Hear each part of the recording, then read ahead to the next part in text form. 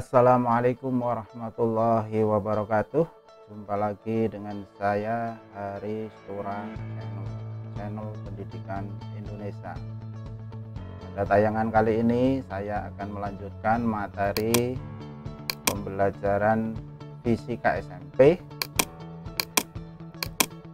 materi alat-alat optik. Ini adalah kelanjutan dari materi kemarin, ada pembentukan bayangan bentukan bayangan pada lensa. Dilanjutkan pada kali ini adalah alat-alat optik. Sebagai ilustrasi, nanti ini yang akan kita bahas pada kesempatan kali ini, yaitu tentang yang pertama adalah mata, kemudian ini adalah kaca pembesar atau loupe, yang sebelah kanannya ini adalah mikroskop, dan yang terakhir nanti akan kita bahas adalah teropong. Baik, satu persatu kita bahas. Yang pertama adalah mata. Kita ambilkan definisi mata dari Wikipedia. Mata adalah organ penglihatan pada manusia dan hewan, berbentuk bulat, memiliki bagian-bagian yang memiliki fungsi berbeda. Nah, khusus untuk kali ini yang akan kita bahas adalah mata manusia. Yaitu mata manusia dilindungi oleh 3 lapisan, yaitu lapisan sklera yang membentuk kornea di bagian depan mata, lapisan koroid ini bagian di dalamnya, di situ ada iris dan pupil, kemudian lapisan ketiga adalah retina. Oke, secara garis besar gambaran mata manusia adalah seperti ini. Nah, ini kalau diperbesar gambaran mata manusia, yang pertama yang paling depan ini adalah kornea, yang ada paling depan putih itu kornea. Kemudian ada otot, iris, pupil, aqueous humor, lensa, spiralis humor, sklera, koroid, dan seterusnya. Silakan nanti dipahami, cermati, mudah-mudahan bisa menjawab seandainya suatu saat akan ditanyakan di ulangan atau tes akhir tahun yang akan datang. Kemudian fungsi masing-masing ini apa? Ini mungkin saya singgung sedikit biar kalian tahu, tapi tidak semuanya. Secara garis besar yang sering ditanyakan di tes, yang pertama fungsi sklera bagian luar itu memiliki fungsi untuk membungkus dan melindungi bola mata dari kerusakan, terutama kerusakan dari benda-benda luar, debu dan sebagainya. Itu fungsi dari sklera. Kemudian fungsi kornea adalah untuk melindungi suatu lensa mata dan meneruskan cahaya yang masuk ke mata. Jadi nanti proses terlihatnya benda itu kan ada sinar dari benda ke mata, dia akan menembus kornea kemudian menuju ke lensa. Jadi bukan mata yang memancarkan cahaya, tetapi dari benda itu yang memancarkan cahaya ke mata, akhirnya benda bisa terlihat. Kemudian fungsi retina yang ada di bagian paling bawah, paling dalam ya, paling dalam, itu fungsinya adalah untuk menangkap bayangan. Jadi setiap benda yang akan terlihat oleh mata, bayangannya akan terekam di retina. Nah, bayangan yang terekam di retina itu bersifat apa? Ternyata bersifat nyata, terbalik, dan diperkecil. Itu untuk fungsi retina. Kemudian ada fungsi iris yang ada di bagian bawahnya lagi, di bagian bawah, bagian dari mata agak luar. Iris memiliki fungsi untuk mengatur suatu pergerakan pupil sesuai dengan suatu intensitas cahaya yang masuk. Iris ialah bagian yang akan beri warna pada mata.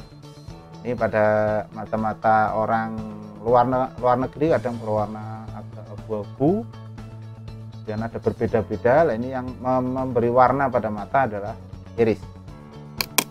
Kemudian pupil fungsinya adalah untuk mengatur banyak sedikitnya cahaya yang masuk ke mata. Pupil ialah suatu bagian lubang yang terdapat pada suatu bagian tengah iris. Jadi iris dan pupil bekerja sama. Kalau ada cahaya banyak masuk mata, maka pupil akan mengecil sehingga cahaya yang masuk mata tidak silau. Kemudian fungsi lensa mata adalah untuk mengumpulkan dan memfokuskan suatu cahaya agar bayangan benda jatuh tepat di retina. Jadi tadi cahaya yang dari luar kena kornea, menembus lensa, dari lensa itulah akan dilanjutkan, difokuskan, akhirnya bayangan bisa jatuh di retina. Kalau bayangan tidak jatuh di retina, nanti itulah yang akan dinamakan cacat mata. Nah, di bagian berikutnya nanti kita bahas cacat mata yang akan terjadi pada mata manusia itu apa. Kemudian bagian belakang mata ada yang namanya saraf optik. Saraf optik itu memiliki fungsi untuk memberikan suatu informasi visual yang diterima dan diteruskan ke otak. Ini gambarannya, misalnya kalian melihat suatu benda, misalnya sedang jalan-jalan, di depannya ada uang di jalan ya. Maka begitu kamu lihat uang, dari mata akan diteruskan oleh saraf optik ke otak. Dari otak itu nanti akan memerintah ke tubuhmu, mau diambil uang itu apa, biarkan saja, kita tinggal, biar diurusi orang lain. Itu tergantung pribadi masing-masing. Yang meneruskan pandangan dari mata ke otak itu yang namanya saraf optik. Nah, itu bagian-bagian yang sering ditanyakan. Kemudian berdasarkan kondisi kesehatannya mata dapat dibagikan sebagai berikut yang tadi saya bilang. Yang pertama adalah mata normal. Kapan mata kalian dikatakan normal? Itu kalau mempunyai ciri-ciri, nanti ini saya sebutkan dulu semuanya dulu. Jadi yang mata akan dibagi 4, mata normal atau nama lainnya adalah emetropi, kemudian mata rabun jauh atau miopi, mata rabun dekat adalah hipermetropi, dan mata tua atau presbiopi. Sekarang satu persatu, ciri mata normal apa? Yang pertama, mempunyai titik dekat, bahasa latinnya adalah punctum proximum atau singkat PP, itu antara 25 sampai 30 cm. Jadi kalian kalau membaca tulis yang baik, jarak antara kertas sampai ke mata itu adalah 25 sampai 30 cm. Kalau kalian sudah menulis atau membaca berbeda dari angka ini, misalnya 10 cm atau lebih jauh lagi malah 50 cm misalnya, maka kondisi itu dinamakan mata kurang normal. Jadi untuk menjaga kesehatan kalian, silahkan diatur membaca dan menulis jaraknya 25 sampai 30 cm. Kemudian mempunyai titik jauh atau PR, singkatan dari punctum remotum, di jauh tak terhingga. Buktinya kita bisa melihat matahari, bintang yang letaknya sangat jauh tetap bisa kita lihat, itu artinya titik jauh kita adalah jauh tak terhingga. Kemudian bayangan benda yang dilihat jatuh tepat di retina mata. Seperti saya singgung di depan tadi, untuk bayangan benda yang kita lihat, biar benda terlihat jelas, maka harus jatuh tepat di retina. Tidak memerlukan kacamata bantu dalam melihat benda. Kalaupun pakai kacamata itu biasanya untuk kacamata melindungi cahaya atau debu, tapi tidak berlensa cembung atau cekung. Gambarannya seperti ini mata, ini cahaya dari benda, kemudian oleh lensa akan difokuskan ke suatu titik di belakang ini, di belakang mata, inilah yang namanya retina. Bayangan ada di sini. Tadi sifatnya apa? Iya, nyata, terbalik, diperkecil. Itu ciri mata normal. Kemudian ciri mata rabun jauh, yang pertama mempunyai titik dekat atau punctum proximum normal, tapi tidak jelas melihat benda jauh, atau PR-nya kurang dari tadi. Jadi cirinya kalau anak-anak melihat tulisan dari tengah kelas misalnya sampai depan kok tidak jelas, itu ciri-ciri dari rabun jauh. Kemudian bayangan benda yang dilihat jatuh di depan retina.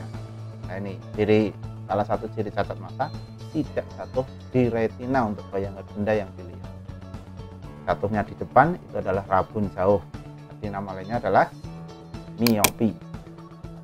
Memerlukan kacamata bantu berlensa cekung atau minus. Nah, ini penderitanya adalah orang yang sehari melihat jauh. Misalnya seperti pelajar ya. Pelajar kan biasanya melihat tulisan dari jarak jauh, akhirnya terlalu sering.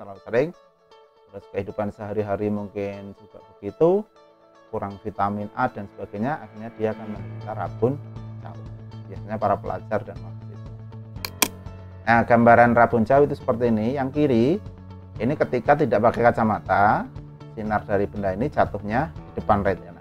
Retinanya di bagian belakang ini, bayangannya ini perpotongannya di depan, maka jatuh di depan retina. Setelah dibeli kacamata, lensa kacamata, bayangannya akan jatuh di retina. Akhirnya benda terlihat jelas. Jadi fungsi kacamata sebenarnya apa? Yaitu adalah membiaskan sinar yang datang ke mata agar bayangan jatuh ke retina. Kebetulan kalau ini cekung berarti menyebarkan, ini agak menyebarkan, kemudian baru jatuh ke retina. Kalau cembung nanti mengumpulkan. Nama lain mengumpulkan adalah mengumpulkan sinar adalah konvergen, menyebarkan sinar adalah divergen. Jangan lupa ya, bagian awal dulu itu pernah disinggung. Kemudian ciri mata rabun dekat atau hipermetropi, yang pertama tidak jelas melihat benda dekat. PB-nya lebih dari 25-30. Ini biasanya orang-orang yang usianya sudah agak tua, belum tua sekali tapi agak tua, sudah mulai terganggu ini. Kadang membaca HP-nya harus dijauhkan. Yang harusnya 30 cm baru jelas setelah dijauhkan 50 cm. Itu berarti ciri rabun dekat. Mempunyai titik jauh normal, jauh sehingga tetap normal. Kemudian bayangan benda yang dilihat jatuh di belakang retina. Ini kebalikannya tadi yang rabun jauh. Kalau rabun dekat adalah jatuhnya di belakang retina. Memerlukan kacamata bantu berlensa cembung. Kalau tadi minus, sekarang plus. Nah, penderitanya adalah orang yang sehari-hari melihat benda dekat. Saya contohkan seperti tukang servis jam, itu biasanya melihatnya dekat terus karena terlalu lama. Akhirnya suatu saat dia butuh kacamata cembung, berlensa cembung. Nah, kalau digambarkan kayak tadi, ini sinarnya tidak sejajar, itu artinya apa? Bendanya dekat, memancarkan sinar ke mata. Nah, ini dibiaskan jatuhnya di belakang retina. Retina tadi sebelah sini. Ini berarti ciri rabun dekat. Kita kadang ditanyakan ada gambar ini ditolong dengan kacamata apa misalnya. Maka ini harus paham. Oh, ini berarti rabun dekat, berarti kacamatanya cembung atau plus atau konvergen. Ini contoh kacamata plus. Ini tadi kalau ada sinar kena lensa, kemudian dikumpulkan sedikit, kena lensa mata, baru sampai ke retina terlihat. Oke, paham beda antara rabun dekat dan rabun jauh. Perbedaannya di kacamatanya itu positif, kalau rabun jauh tadi negatif. Kalau rabun dekat jatuh di belakang retina, kalau rabun jauh di depan retina. Oke, lanjut. Nah, sekarang ciri mata tua ini apa? Tidak jelas melihat benda dekat maupun jauh. Ini sebuah penyakit yang tidak bisa diobati oleh manusia, karena memang setiap orang akan mengalami tua, kecuali yang tidak sampai tua sudah dipanggil Allah Subhanahu wa Ta'ala. Bila normal berarti mata tua akan mengalami seperti ini, tidak jelas melihat benda dekat maupun jauh. Tapi biasanya kalau uang tetap jelas ya, walaupun jauh, sudah tua juga jelas. Kemudian daya akomodasi mata melemah. Nah, inilah faktor tua, itulah yang tidak bisa diobati. Daya akomodasi mata akan melemah. Kemudian memerlukan kacamata bantu berlensa rangkap, makanya bifokal. Ini kacamata rangkap seperti ini misalnya. Ini bagian bawah plus untuk membaca, bagian min untuk melihat jauh. Bila mudanya tidak berkacamata min, biasanya nanti yang bawah plus, yang ini netral. Tapi kalau yang masih muda itu sudah pakai kacamata minus, berarti kalau tua ya seperti ini, ada plus ada minus. Oke, itu secara sekilas tentang kondisi mata. Menjadi 4 tadi ya. Lanjut. Nah, sekarang bagaimana rumus untuk menghitung kekuatan lensa kacamata. Nah, ini sudah saya rangkumkan. Untuk mata miopi atau rabun jauh, kekuatan lensa kacamata itu dirumuskan P sama dengan min 100 per PS. P itu apa? Adalah kekuatan lensa kacamata. Satuannya dioptri. PR adalah punktum remotum atau titik jauh mata yang dalam keadaan kurang normal. Satuannya senti. Di buku ada yang pakai 1/per PR, min 1/per PR boleh. Itu bedanya berarti PR-nya satuannya harus meter. Kalau satuannya senti maka ini pakai angka. Kemudian untuk mata rumus untuk hipermetropi atau rabun dekat itu rumusnya ini. P sama dengan 100/Sn min 100/pp. P itu adalah kekuatan lensa cembung ya, ini kurang lebih apa. Satuannya adalah dioptri. Sn adalah jarak mata normal yang nilainya 25 cm atau 30 cm. Kalau di soal tidak disebutkan, ini kesepakatan tidak tertulis, itu pakai 25 cm. Kalau ini masukkan 25 cm di sini, 100 bagi 24, ini ada angka 4. Maka di buku-buku tertentu, jika kamu lihat kadang rumusnya tidak seperti ini, tapi langsung 4 min 100/pp. Itu boleh, dengan catatan kalian harus paham bahwa 4 itu asalnya Sn dianggap 25.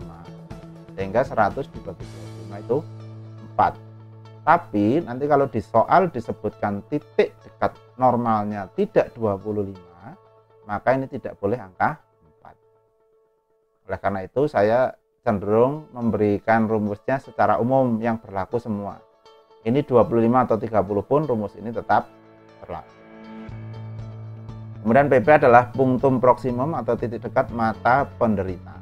Ini satuannya juga senti. Depan sedikit ya.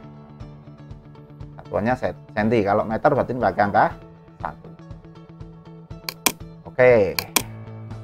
Nah, sekarang setelah mata kita bahas loop. Loop atau kaca pembesar, atau bahasa Jawanya itu suryakanta, adalah sebuah lensa cembung yang mempunyai titik fokus yang dekat dengan lensanya. Benda yang akan diperbesar terletak di dalam titik fokus loop itu, atau jarak benda ke lensa loop tersebut lebih kecil dibanding jarak titik fokus loop ke lensa loop. Bayangan yang terakhir yang dihasilkan itu maya tegak diperbesar. Jadi kalau mata nyata terbalik diperkecil, kalau loop maya tegak, nah, itu kadang juga ditanya di tes. Nah sekarang ada dua model ini untuk loop. Kalau bendanya yang diamati pas di titik fokus, itu pengamatan mata kita itu mata tak berakomodasi. Tapi kalau mata ingin berakomodasi, itu maka posisi benda harus lebih kecil dari fokusnya, antara fokus dengan lensa. Beda mata tak berakomodasi dengan berakomodasi siapa? Mungkin masih pada bingung. Kalau saya memberi batasan mata tak berakomodasi itu kondisi mata sedang santai. Sedangkan mata berakomodasi maksimum itu kondisi mata sedang dipaksa mencembung sehingga cepat lelah. Nah itu ya. Kemudian untuk rumus perbesaran mata tak berakomodasi itu apa? Itu rumusnya adalah Sn/S. Kalau berakomodasi maksimum, rumusnya adalah Sn/F ditambah. Itu nanti kalau ditanyakan. Penjelasannya apa? Ini penjelasannya. M itu perbesaran bayangan yang dibentuk oleh lensa. Sn adalah titik dekat mata normal. Nah, kalau tidak disebutkan, kesepakatan tadi pakai angka berapa? Iya, 25. Tapi kalau disebutkan ke 30 ya kita pakai 30. F adalah jarak fokus loop. Ini harus kecil ya. F-nya harus kecil. Kalau F besar biasanya titik. Kalau F kecil jarak. Oke, lanjut. Sekarang kita bahas sedikit mikroskop. Untuk SMP, mikroskop itu hanya sebuah sedikit pengenalan biar ya minimal nanti kalau ke jenjang berikutnya SMA, kalau ada mikroskop kalian tidak bingung, minimal pernah melihat dan pernah sedikit paham. Mikroskop adalah alat yang digunakan untuk menghasilkan bayangan benda dengan kelipatan ukuran yang sangat besar. Contoh misalnya mengamati mikroba itu kan kecil sekali, tapi dengan mikroskop bisa kelihatan. Bagian optik mikroskop terdiri dari lensa objektif dan lensa okuler. Ada dua lensa. lensa objektif adalah lensa yang dekat dengan objek yang diamati. Ini lensanya nanti lensa cembung semua ya, yang namanya konvergen atau lensa plus. Perbesaran lensa objektif dapat diatur di revolver. Revolver itu tempat meletakkan lensa. Kalau umumnya sekitar 5 kali, 10 kali, 40 kali, 60 kali. Ada juga sampai 100 kali. Dan lensa okuler adalah lensa yang digunakan untuk tempat mata pengamat untuk mengamati objek, jadi dekat dengan mata. Besarannya juga bisa diatur 5 kali, 6 kali, 10 kali, 15 kali. Ini elektron biasa, tapi kalau elektron apa namanya? Mikroskop biasa. Kalau mikroskop yang elektron itu bisa sampai lebih besar dari yang apa namanya? Yang optik mikroskop biasa. Pembentukan bayangan pada mikroskop bagaimana? Nah, ini untuk mata tak berakomodasi. Jadi ini lensa objektifnya kan ini mata, berarti ini lensa okuler. Dekat dengan mata okuler, dekat dengan benda namanya lensa objektif. Nah, benda yang diamati ini harus posisinya di ruang 2 lensa objektif. Sehingga bayangan dihasilkan oleh lensa objektif akan sedikit diperbesar.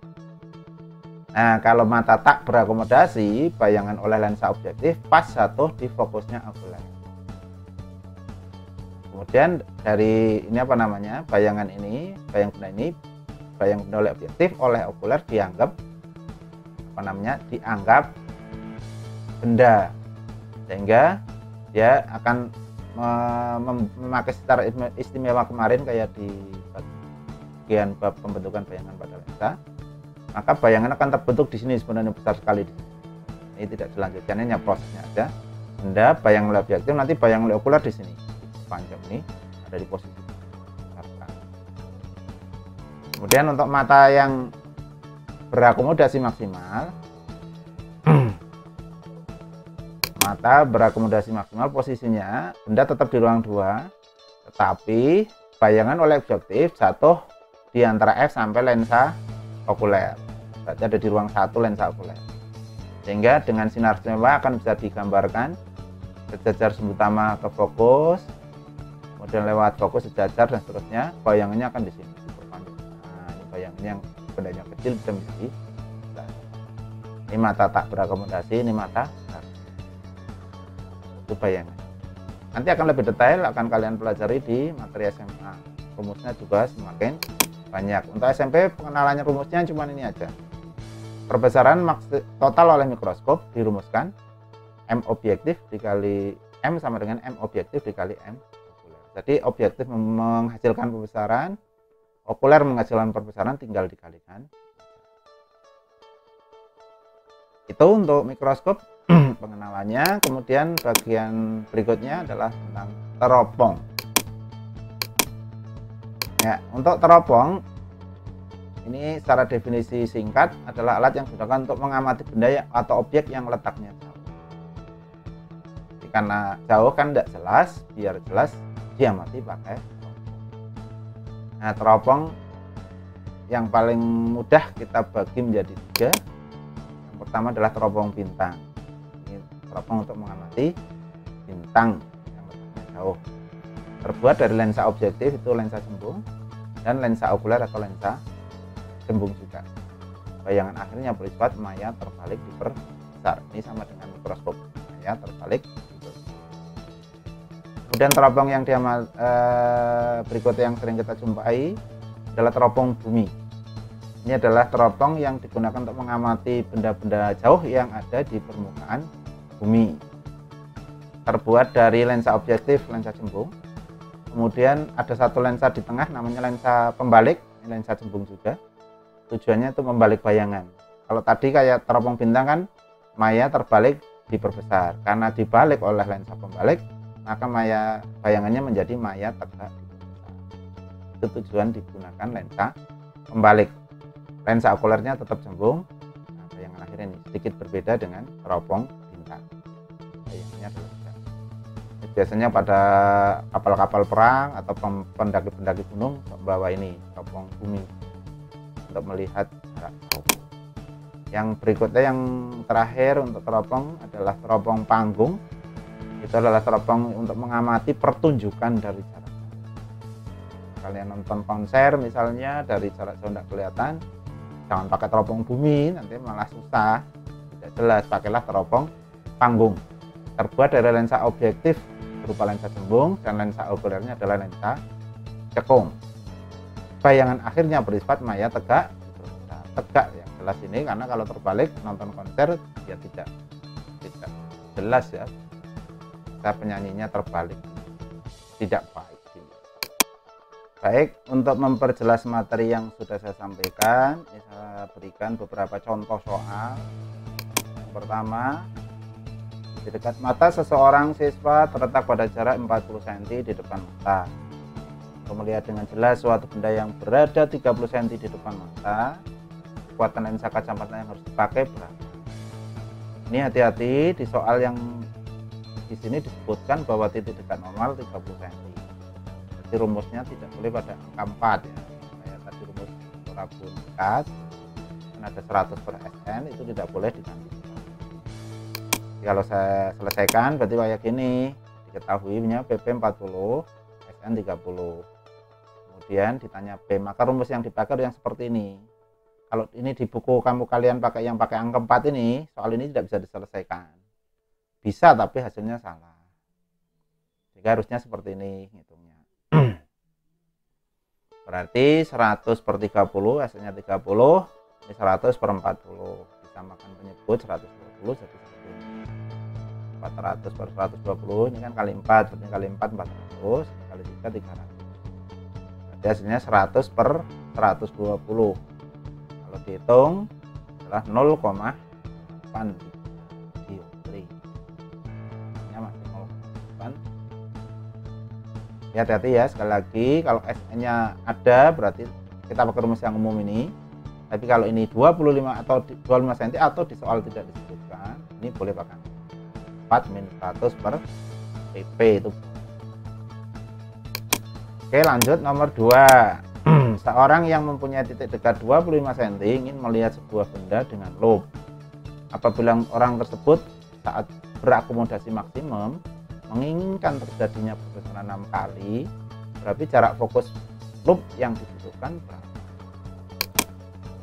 Nah, ini penyelesaiannya diketahui Sn kan 25 cm ini, M-nya 6 kali perbesarannya. Ditanya F berapa? Maka penyelesaiannya adalah M, rumusnya Sn per F plus 1 karena ini berakomodasi maksimum. M dimasukkan 6, ini 25 per F plus 1. 1 kalau saya pindah ke kiri, 6 dikurangi 1 5, sehingga F nya nanti 25 dibagi 5 ketemu 5. Gak susah sebenarnya ya. Jadi yang penting kalian paham dulu mana rumus yang harus digunakan, berakomodasi apa tidak. Kalau berakomodasi pakai plus 1, tapi kalau tidak berakomodasi tidak pakai plus. Oke, satu soal lagi, ini soal mikroskop. Berapa perbesaran mikroskop jika lensa okuler memiliki perbesaran 10 kali dan lensa objektif memiliki perbesaran 4 kali? Ini soal mudah, tinggal dikalikan aja. Perbesarannya adalah perbesaran objektif dikalikan perbesaran okuler. 10 dikali 4 atau 40 kali, lebih besar dari begitu. Nah, jadi untuk materi kali ini itu materi yang sering kalian gunakan dalam kehidupan sehari-hari. Ada mata, ada teropong, ada loop, dan mikroskop. Memang alatnya itu agak susah membuatnya, tidak sembarang orang bisa, harus pakai bantuan teknologi. Itu saja pertemuan kali ini anak-anak. Sampai jumpa lagi pada pertemuan berikutnya di materi pembelajaran fisika SMP yang lain. Terima kasih atas perhatiannya. Sampai jumpa. Assalamualaikum warahmatullahi wabarakatuh.